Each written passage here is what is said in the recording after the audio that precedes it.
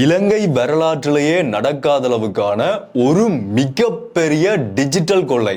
சாதாரணமா இல்ல, 80 கோடி ரூபாய், 2.5 மில்லியன் US பணம் ஒரே இரவுல இலங்கையிட அரசாங்கத்திட்ட காணாம போயிருக்குது. இது வேற எங்கேயும் இருந்து காணாம போகல, இலங்கையிட நிதி அமைச்சிட்ட இருந்து 80 கோடி ரூபாய் பணம் சைபர் அட்டாக் மூலமா காணாம போயிருக்கிறதா இப்ப ஒரு மிகப்பெரிய அதிர்ச்சியான தகவல் வழியாக இருக்குது. இந்த பணம் யாருன்னு பாத்தீங்கன்னா எங்கட காசு தான். உங்களோட என்ற நாங்க கட்டின வரி பணத்தில இருந்து அரசாங்கம் இன்னொரு நாட்டினுடைய கடனுக்காக கொடுக்க வச்சிருந்த 80 கோடி ரூபாய் பணம் இப்ப காணாம போயிருக்குது. இப்ப இருக்கிற இந்த அரசாங்கத்துக்கு ஒரு மிகப்பெரிய சவாலா இந்த பிரச்சனை இப்ப மாறி இருக்குது. என்ன நடந்திருக்குது இந்த சம்பவத்தை நீங்க கேட்டீங்கன்னு சொன்னா ஒரு படம் பார்த்த மாதிரி இருக்கும். படத்துல எப்படி ட்விஸ்ட் அண்ட் டர்ன் இல்லாம இருக்குமோ அந்த மாதிரி இது திட்டமிட்டு நடந்த மாதிரியான ஒரு கொள்ளை சம்பவமா பார்க்கப்படுது. பயங்கர ஷாக்கிங்கானதும் அதே மாதிரி ஒரு மிகப்பெரிய அதிர்ச்சி அளிக்கக்கூடிய சம்பவமா தான் இது நடந்திருக்குது. என்ன நடந்திருக்குது, எப்படி இந்த சம்பவம் நடந்ததுன்றத இந்த வீடியோல முழுமையா தெளிவா விரிவா நான் உங்களுக்கு சொல்றேன். என்னடா முதல்ல இருந்தே பார்க்கலாம். அனைவருக்கும் வணக்கம். நான் உங்கள் VK கரிகாலன். தொடர்ச்சியான அப்டேட்ஸ் பார்க்கறதுக்கு இப்பதான் என்னோட சேனலுக்கு புதுசாக வந்து பார்த்துட்டு சொன்னா இப்போ சப்ஸ்கிரைப் பண்ணி இந்த பெல் ஐக்கனை கிளிக் பண்ணி ஆல் ஆப்ஷன் சொல்லுங்க. அப்போ நான் அப்லோட் பண்ண வீடியோஸ் எல்லாமே தொடர்ச்சியாக உங்களுக்கு கொடுத்த நோட்டிஃபிகேஷன்ஸாக வரும். ஓகே, என்ன நடந்திருக்குன்னு பார்த்தீங்கன்னா நேற்று ஏப்ரல் மாதம் 22ஆம் தேதி இலங்கையினுடைய நிதி திட்டமிடல் மற்றும் பொருளாதார அபிவிருத்தி அமைச்சால ஒரு பிரஸ் ரிலீஸ், ஒரு ஊடக வெளியீடு ஒன்று வெளியிடப்படுது. அதுல என்ன சொல்லியிருக்கிறார்கள்னு சொன்னா, இலங்கையினுடைய நிதி அமைச்சினுடைய திரைசேரியில இருந்த ஒரு நாட்டினுடைய திரைசேரி, அதுதான் அந்த நாட்டினுடைய நிதியமைச்சினுடைய முக்கியமான ஒரு பகுதியா இருக்கும். இந்த மன்னர் காலத்துல கருவூலம் ஒன்று இருக்கும் தானே, அந்த நாட்டினுடைய செல்வங்கள் எல்லாமே சேர்த்து வைக்கக்கூடிய ஒரு இடம் தான் கருவூலம். அதே மாதிரி தான் இப்ப இருக்கக்கூடிய அரசாங்கங்களுக்கு திரைசேரி என்ற ஒன்று தான் அந்த நாட்டினுடைய எல்லா செலவுகளையும் செய்யக்கூடிய அந்த மொத்த பணமுமே இருக்கக்கூடிய ஒரு இடம் எதுன்னு பாத்தீங்கன்னா திரைசேரியா இருக்கும். அந்த திரைசேரியில இருந்த 2.5 மில்லியன் US எங்கட காசுக்கு இலங்கை ரூபாய்க்கு மாத்தி பார்த்தோம்னு சொன்னா 80 கோடி ரூபாய், கிட்டத்தட்ட 79 கோடி ரூபாய் பணம் காணாமல் போயிருக்குது. இந்த சம்பவம் எப்படி நடந்திருக்குன்னு பாத்தீங்கன்னா இது ஒரே நாள்ல காணாம போன காசெல்லாம் இல்ல. 2025 போன வருடம் டிசம்பர் மாதத்திலிருந்து இந்த வருட ஜனவரி மாதம் வரைக்குமான இந்த காலப்பகுதியில தான் இந்த காசு வழியில போயிருக்குது. நீண்ட காலமா திட்டமிட்டு இந்த கொள்ளை நடத்தப்பட்டிருக்கலாம் என்ற மாதிரி இப்ப சந்தேகிக்கப்படுது. அது எப்படி நடந்திருக்குன்றத டீடைல்ல நான் சொல்றேன். அதுக்கு முதல் இது என்ன காசு, எதுக்காக இந்த 2.5 மில்லியன் என்ற குறிப்பிட்ட காசு காணாம போயிருக்குன்னு பாத்தீங்கன்னா, ஆஸ்திரேலியாவினுடைய ஒரு நிதி நிறுவனத்துக்கு இலங்கையினுடைய எங்கட நாட்டு அரசாங்கம் கடனா பெற்ற காசுக்காக திரும்ப கொடுக்க வேண்டிய காசு. எங்கட நாடு பல நாடுகள்கிட்ட கடன் வாங்கி இருக்குது. அந்த கடன்களை திருப்பி செலுத்துறதுக்கான ஆஸ்திரேலியா நாட்டினுடைய கடனை திருப்பி செலுத்துறதுக்கான ஒரு பணம் தான் இந்த 2.5 மில்லியன் US 80 கோடி ரூபாய் நாங்க வரியா செலுத்தின பணத்திலிருந்து அரசாங்கம் கொடுக்கறதுக்காக தயார் செய்து ஒதுக்கப்பட்ட பணம். இதுல என்ன இன்னொரு கவலைக்கிடமான மோசமான நிலைமை என்று பாத்தீங்கன்னா, இப்படி ஒரு கொள்ளை நடந்திருக்கின்றது இந்த 3 மாசமா இலங்கை அரசாங்கத்துக்கு தெரியாது, அந்த குறிப்பிட்ட அதிகாரிகளுக்கு தெரியாது. ஆஸ்திரேலியாவினுடைய அந்த நிறுவனம் போன் பண்ணி நீங்க கொடுக்க வேண்டிய காசுங்களுக்கு வரையில என்னாச்சுன்னு கேட்டதுக்கு பிறகுதான் ஐயோ இப்படி ஒரு சம்பவம் நடந்திருக்கான்றதே இப்பதான் அரசாங்கத்துக்கே தெரிய வந்திருக்குது. அவ்வளவு கேர்லெஸ்ஸா ஒரு கவனஈனமா அதிகாரிகள் செயற்பட்டுக்குதா சொல்லி இப்ப இது பெரிய பிரச்சனையா மாறி போய் கொண்டிருக்குது. நாங்க இப்ப அந்த வீடியோல கதைக்கும் போது அது இந்த சீரியஸ்னஸ் உங்களுக்கு விளங்குதா இல்லையான்றது தெரியல. ஆனா மிகப்பெரிய பிரச்சனை எங்க நாட்டினுடைய இந்த இன்டர்நெட்ல இருக்கக்கூடிய பாதுகாப்புக்கே ஒரு கேள்விக்குறி ஆகின மாதிரி தான், அரசாங்கத்தினுடைய பாதுகாப்புக்கே கேள்விக்குறியான மாதிரி தான் இந்த சம்பவம் இப்ப மாறி போய் கொண்டிருக்குது. அதுக்கான நடவடிக்கைகளும் மேற்கொள்ளப்பட்டு கொண்டிருக்குது. ஓகே, இந்த சம்பவம் எப்படி நடந்திருக்குன்னு பாத்தீங்கன்னா, இலங்கையினுடைய மத்திய வங்கி இருக்குதானே, மத்திய வங்கிட்டு தான் இந்த வெளிநாட்டு பணங்களுக்கான கடனை திருப்பி செலுத்துறதுக்கான அந்த டிபார்ட்மெண்ட், அந்த திணைக்களம் ஏற்கனவே மத்திய வங்கிட்டு தான் இருந்தது. ஆனா அது இப்ப இருக்கக்கூடிய புதிய அரசாங்கத்தால இப்ப குறிப்பிட்ட சில நாட்களுக்கு முதல் தான், குறிப்பிட்ட நாட்களோ மாதங்களுக்கு முதல் தான் இலங்கையினுடைய நிதி அமைச்சகத்துக்கு மாற்றப்பட்டது. ஏன்னா சில இந்த டிபார்ட்மெண்ட் எல்லாமே பிரிக்கப்படும். அந்த பிரிக்கப்பட்ட இடங்களுக்குள்ள மத்திய வங்கிட்ட இருந்த இந்த பகுதி இலங்கையினுடைய நிதி அமைச்சகத்துக்கு மாற்றப்படுது.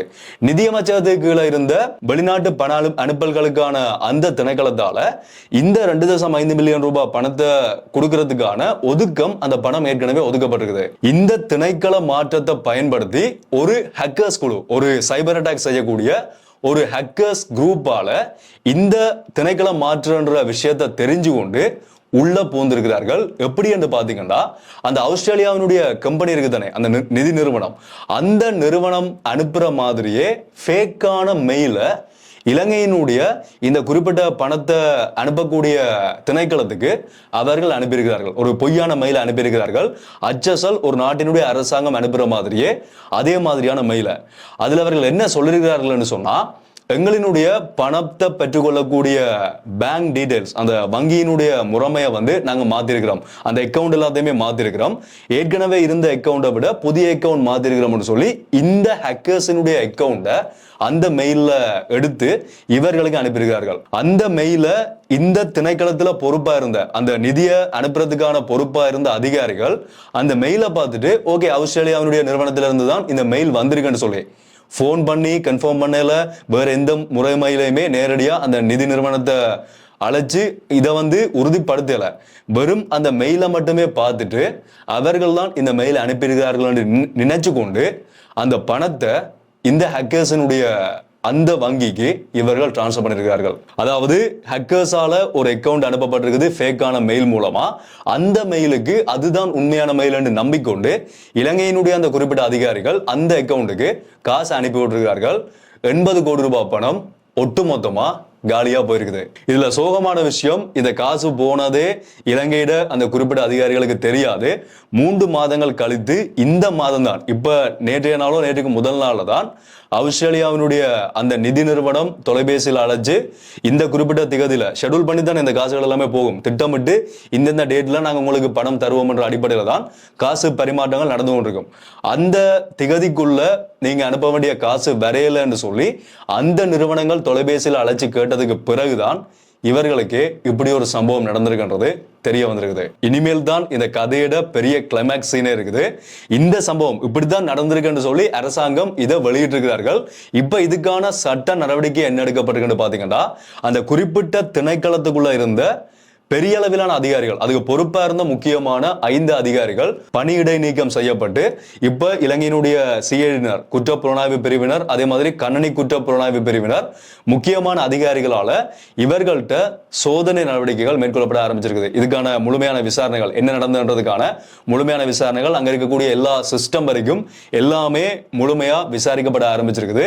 ஓகே, இந்த விசாரணையினுடைய முடிவுல இருந்து ஒரு முடிவு வரும், எப்படி இந்த சம்பவம் நடந்ததுன்றதுக்கான ஒரு முடிவு வெளியில வரும். ஆனா உண்மையிலேயே இந்த சம்பவம் எப்படி நடந்திருக்கலாம், இப்ப வரைக்கும் இருக்கக்கூடிய இந்த தகவல்களை வச்சுக்கொண்டு இது எப்படி நடந்திருக்கலாம் என்ற ஒரு பேசிக் ஒன்று இருக்குதானே, ஒரு அடிப்படை ஒன்று இருக்குதானே, அந்த அடிப்படை என்னன்றதை நான் சொல்றேன். முதலாவது, இலங்கையினுடைய மத்திய வங்கியிலிருந்து அந்த திணைக்களம் இலங்கையினுடைய நிதி அமைச்சகத்துக்கு மாற்றப்பட்டது தானே. மாற்றப்பட்ட நேரத்துல ஒரு அரசாங்கத்துக்குள்ள நடக்கக்கூடிய செயல்பாடுன்றது வெளிப்படையா அறிவிக்கப்பட்டாலும் அது எப்படி மாற்றப்படுது, என்ன மாதிரியான சிஸ்டங்கள் கொண்டு போகப்படுதுன்றது அரசாங்கத்துக்குள்ள அதுக்குள்ள இருக்கக்கூடிய பொறுப்பான அதிகாரிகளுக்கு மட்டும்தான் அந்த விடயங்கள் எல்லாமே தெரிஞ்சிருக்கும். இது முதலாவது விடயம். அந்த மாற்றப்படுற சம்பவம்ன்றது எப்படி ஹேக்கர்ஸுக்கு தெரிஞ்சன்றது இருக்கக்கூடிய முதலாவது கேள்வி. ரெண்டாவது என்னன்னு பாத்தீங்கன்னா, அப்படியே தெரிஞ்சிருந்தாலும், அது பொதுவான செய்திகள்ல இருந்து அவர்கள் அறிஞ்சு கொண்டிருந்தாலும், ஒரு நாட்டினுடைய அரசாங்கத்துக்கு வரக்கூடிய மெயில் எப்படி வரும்ன்றது எப்படி ஹேக்கர்ஸுக்கு தெரிஞ்சிருக்கும். ஒரு சர்வரை அவர்கள் ஹேக் பண்ணினா அந்த சர்வர்ல இருக்கக்கூடிய டீடைல்ஸ் எல்லாமே எடுக்கும் போது அதை பயன்படுத்தக்கூடியவர்களுக்கே தெரிஞ்சிருக்கும். உதாரணத்துக்கு எங்கட கம்ப்யூட்டரோ போனோ ஹேக் பண்ணப்பட்டுன்னு சொன்னா அதுல இருக்கக்கூடிய மாற்றங்களை வச்சுக்கொண்டு எங்களால கண்டுபிடிக்க முடியும், ஓகே இது ஹேக் ஆகிருக்குன்றதை கண்டுபிடிக்க முடியும். ஆனா கண்டுபிடிக்க முடியாத அளவுக்கான ஒரு ஹேக்கிங் அந்த சிஸ்டத்துக்குள்ள நடந்திருக்குன்னு சொன்னா அதுல 2 விஷயங்கள் பார்க்கலாம். ஒன்று, அந்த அளவுக்கு அட்வான்ஸா அந்த ஹேக்கர்ஸ் ஹேக் பண்ணிருக்க முடியும். ரெண்டாவது, அந்த திணைக்களங்களுக்குள்ள இருக்கக்கூடிய அதிகாரிகள் இந்த ஒரு நடவடிக்கைக்கு உதவி செய்திருக்க முடியும். யாராவது ஒருத்தர் இப்படிதான் எங்களுக்கு மெயில் வருதுன்ற அந்த ஃபார்மேட்டை அந்த ஹேக்கர்ஸுக்கு கொடுத்திருக்க முடியும். அதை வச்சுக்கொண்டு ஆஸ்திரேலியாவினுடைய நிதி நிறுவனம் எப்படி இவர்களுக்கு மெயில் அனுப்புறார்கள்ன்றத அதையே கரெக்டா சரியா அதை டிசைன் பண்ணி இவர்கள் இங்கே அனுப்பியிருப்பார்கள். இதுக்கிடையில இவர்களினுடைய தொடர்பாடல்கள் எப்படி நடக்குதுன்றத கட்டாயமா அந்த ஹேக்கர்ஸ் அவதானிச்சிருப்பார்கள். அதாவது அந்த ஹேக்கர்ஸ் அவதானிச்சிருப்பார்கள். அப்படி இல்லைன்னு சொன்னா அந்த ஹேக்கர்ஸுக்கு உதவி செய்யக்கூடியவர்கள் உள்ள இருந்து அவதானிச்சு அவர்களுக்கு தகவல்களை கொடுத்திருப்பார்கள். அதுக்கு பிறகு அந்த ஹேக்கர்ஸ் தாங்கள் பிளான் பண்ண மாதிரியே அந்த அக்கௌண்ட் நம்பரை மாத்தி இவர்களுக்கு அனுப்பி அந்த அக்கௌண்ட்டுக்கு அந்த காசை மாத்தி விட்டு இப்ப அந்த பணம் அதுவும் ஒரே அக்கௌண்ட்ல இல்ல, அந்த பணம் இப்ப பல வெளிநாட்டு நபர்களினுடைய வங்கி கணக்கிலக்கங்களுக்கு போயிருக்கிறதா, வேறு வேறையா பிரிச்சு வேறு கணக்கிலக்கங்களுக்கு போயிருக்கிறதா செய்திகள் வெளியாகி இருக்குது. சோ கட்டாயமா இந்த சம்பவம் அந்த திணைக்களங்களுக்குள்ள யாராவது ஒருத்தர் உதவி செய்யாம நடந்திருக்கும்ன்றது பெரிய ஒரு சந்தேகம் தான். அது நடந்திருக்குமான்றதே ஒரு சந்தேகம் தான். ஏன்னா இவ்வளவு பெரிய சம்பவம் நடந்திருக்குன்னு சொன்னா கட்டாயமா உள்ள இருக்கக்கூடியவர்கள் உதவி செஞ்சிருக்கிறதுக்கான வாய்ப்புகள் அதிகமா இருக்குது. மிகப்பெரிய தொகைன்றபடியா நான் சொன்ன மாதிரி ஹேக் பண்ணியிருந்தா கூட ஏதோ ஒரு விஷயத்துல வந்து கண்டுபிடிச்சிருக்க முடியும். அப்படி இல்லைன்னு சொன்னா இலங்கையினுடைய கணனியினுடைய ஹேக்கிங்கை தடுக்கிறதுக்கான செயல்பாடுகள் அவ்வளவுக்கு பலவீனமானதா இருக்குதா, அதுவும் இப்போ ஒரு பெரிய ஒரு கேள்வியா எழுந்திருக்குது. அரசாங்கத்தினுடைய ஒரு திணைக்களத்துக்குள்ளேயே இவ்வளவு பெரிய கொள்ளை நடக்கிற அளவுக்கு இலங்கையினுடைய சைபர் கிரைம் இல்லாட்டி ஆன்டி சைபர் செக்யூரிட்டி சைட் வந்து ஒரு பலவீனமானதா இருக்குதா, ஒரு வீக்கானதா இருக்கான்றதும் இப்ப உருவாயிருக்கக்கூடிய ஒரு கேள்வியா இருந்து கொண்டிருக்குது. ஒட்டுமொத்தத்துல இந்த சம்பவத்தினுடைய முடிவுல, இந்த வீடியோட முடிவுல விசாரணை முடிக்கப்படுறதுக்கு முதல் நான் சொல்றது ஒரே ஒரு விஷயம் தான். இந்த சம்பவம் அந்த திணைக்களத்துக்குள்ள இருக்கக்கூடிய அதிகாரிகளினுடைய உதவியோடு நடந்திருக்கிறதுக்கான வாய்ப்புகள் 50% இருக்குது. அப்படி இல்லைன்னு சொன்னா இதை விட ஏதோ ஒரு பெரிய சம்பவம் நடந்து அதன் மூலமா அந்த பணம் காணாம போயிருக்கிறதுக்கான வாய்ப்புகள் அதிகமா இருக்குது. எதப்படி இருந்தாலும் இப்ப இருக்கக்கூடிய இந்த புதிய அரசாங்கத்துக்கு நல்லபடியா எந்த ஒரு கெட்ட பேருமே இல்லாம, முடிஞ்ச வரைக்கும் ஊழல் இல்லாம எந்த ஒரு தவறான செயல்பாடுகளும் அரசாங்கத்துக்குள்ள நடக்காம மக்களுக்கான ஒரு ஆட்சியா இந்த புதிய அரசாங்கம் தங்களினுடைய ஆட்சியை கொண்டு போறதுக்காக முயற்சி செஞ்சு கொண்டிருக்கிறார்கள்.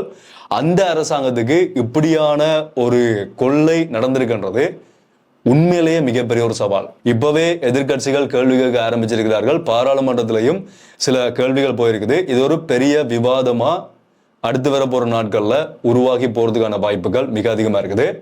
பொறுத்திருந்து பார்க்கலாம் விசாரணையினுடைய முடிவு எப்படி வருதுன்றதை. திரும்பவும் அந்த பணம் எங்களோட நாட்டுக்கு கொண்டு வரப்படுமா, அப்படி இல்லைன்னு சொன்னா போனது தானன்றதை பொறுத்திருந்து பார்ப்போம். இதை பற்றி நான் உங்களுடைய கருத்துக்களை தாராளமாக நீங்கள் இருக்க கமெண்ட்ல சொல்லிடலாம். தொடர்ச்சி என்னுடைய அப்டேட்ஸ் பார்க்கறதுக்கு சப்ஸ்கிரைப் பண்ணிருப்பீங்க. அப்படி பண்ணலன்னு சொன்னா போய் சப்ஸ்கிரைப் பண்ணி அந்த பெல் ஐக்கன் கிளிக் பண்ண ஆல் ஆப்ஷன் சொல்லுங்க. அப்போ நான் அப்லோட் பண்ற வீடியோஸ் எல்லாமே தொடர்ச்சி உங்களுக்கு கொடுத்த நோட்டிஃபிகேஷன்ஸாக வரும். ஸோ மீண்டும் ஒரு வீடியோவில் சந்திப்போம். நன்றி.